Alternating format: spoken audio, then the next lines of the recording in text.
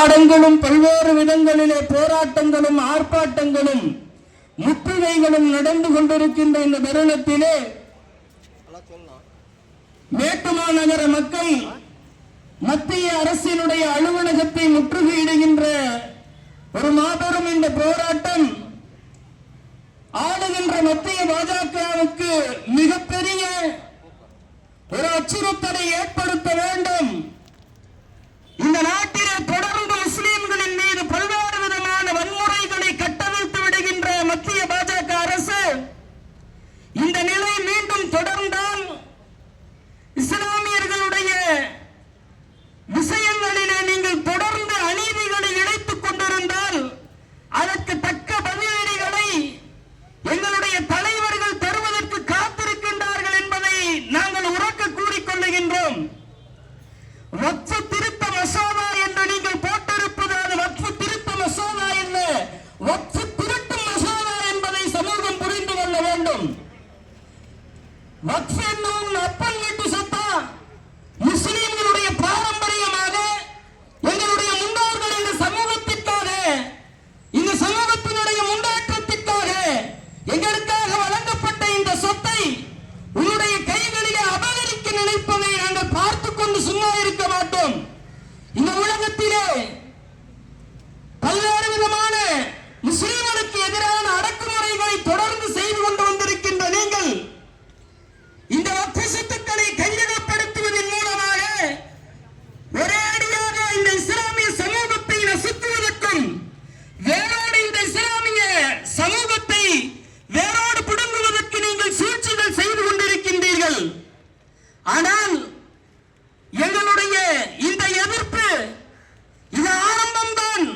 தொடர்ந்து எப்படி CAA NRC போன்ற சட்டங்களை தொடர்ந்து எதிர்த்து அதில் உங்களை தோல்வியடைய செய்தோமோ இன்ஷா அல்லாஹ் நாடு முழுவதும் வக்ஃப் திருத்த மசோதாவை எதிர்த்து இது போன்ற போராட்டங்களை தொடர்ந்து நாங்கள் முன்னெடுப்போம் என்பதை மத்திய அரசுக்கு நாங்கள் உறக்க கூறிக்கொள்ளுகின்றோம். அல்லாஹ் அக்பர். இந்த இந்திய நாட்டிலே முஸ்லிம்களினுடைய கல்வியினுடைய விஷயத்திலே கை வைத்தீர்கள். எங்களுடைய வீடுகளை பொருளாதாரங்களை நசுக்கினீர்கள். உங்களுடைய யூபி அரசாங்கம் எங்களுடைய முஸ்லிம்களுடைய வீடுகளை புல்டோசர்களை கொண்டு இடித்தது. ஒன்றை தெரிந்து கொள்ளுங்கள், இந்த முஸ்லிம்களுடைய முன்னாள் வரலாறுகளை நீங்கள் எடுத்து பாருங்கள். இந்த நாட்டிலே 800 ஆண்டுகள் நீளமான ஆட்சியை செய்தவர்கள் எங்களுடைய இஸ்லாமிய பெருமக்கள் என்பதை நீங்கள் புரிந்து கொள்ள வேண்டும். இஸ்லாமியர்களின் மீது தொடர்ந்து வன்முறைகளை நீங்கள் கட்டவிழ்த்து விடுகின்றீர்கள். எங்களுடைய இறை இல்லங்களுக்கு பாதுகாப்பற்ற சூழ்நிலை தொடர்ந்து நடைபெறுகின்றது. தர்காக்களை தொடர்ந்து இன்றைக்கு தமிழகத்திலேயும் பல்வேறு பள்ளிவாசல்களையும் தர்காக்களையும் குறிவைத்திருக்கின்றீர்கள். இந்த நிலைகள் தொடர்ந்து இருக்குமானால் எங்களுடைய போராட்டங்களும் உங்களை விட மிக வீரியமான முறையிலே தொடர்ந்து இருக்கும் என்பதை எச்சரிக்கை விடுக்கின்றோம். மத்திய பாஜக அரசு நீங்கள் ஒரு உண்மையை தெரிந்து கொள்ள வேண்டும். இந்த சமூகம் எப்படிப்பட்ட சமூகம் என்பதை நீங்கள் தெரிந்து கொள்ள வேண்டும். இந்த சமூகம் நம்ரூதையும் ஃபிரௌனையும் பார்த்த சமூகம். ஃபிரௌனை ஓட விரட்டிய சமூகம் இந்த சமூகம்.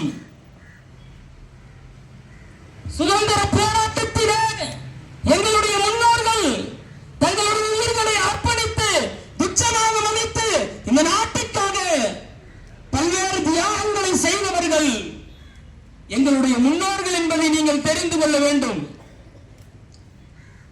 இது போன்ற கொடூரமான சட்டங்களை இயற்றுகின்ற சன்பரிய பாசிச கூட்டமே இஸ்லாத்தினுடைய எதிரிகளை நீங்கள் விலக்கிக் கொள்ளுங்கள். இஸ்லாத்தினுடைய வளர்ச்சியை கண்டு அஞ்சி நடுங்கிக் கொண்டிருக்கும் பாசிச கூட்டமே, இங்கே நிற்கின்ற கூட்டங்கள் சாதாரணமான அல்ல. எழுதி வைத்துக் கொள்ளுங்கள். பல நாட்கள் ஆடுகளாக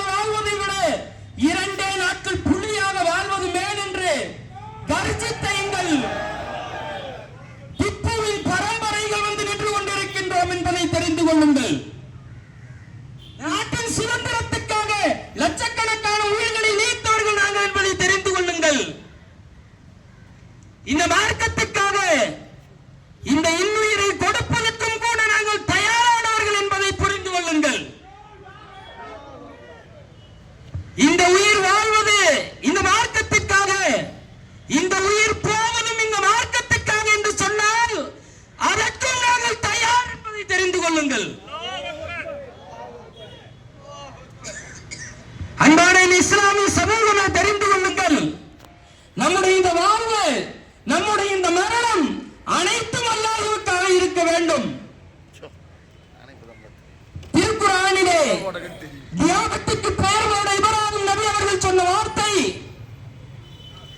இன்ன ஸலாத்தி வ நுசுகி வ மஹ்யாய வ மமாத்தி லில்லாஹி ரப்பில் ஆலமீன். நம்முடைய வாழ்வு, நம்மளுடைய மரணம் அனைத்தும் அல்லாஹ்வுக்காக இருக்க வேண்டும். இந்த உயிர் போவது ஒரு முறை, அது மார்க்கத்திற்காக இருக்கட்டும். அன்பானவர்களே, அல்லாஹ் ஜல்ல ஷானஹு தஆலா நம்முடைய உயிர்களையும் உடைமைகளையும் சுவனத்துக்கு பகரமாக அல்லாஹ் வாங்கி இருக்கின்றான். இந்த உலகத்திலே தொடர்ந்து இது போன்ற கருப்பு சட்டங்கள் இயற்றப்பட்டால் அதற்கு நம்முடைய தியாகங்களையும் அர்ப்பணிப்புகளையும் தொடர்ந்து நாம் வழங்க வேண்டும் என்று கூறி மத்தியில்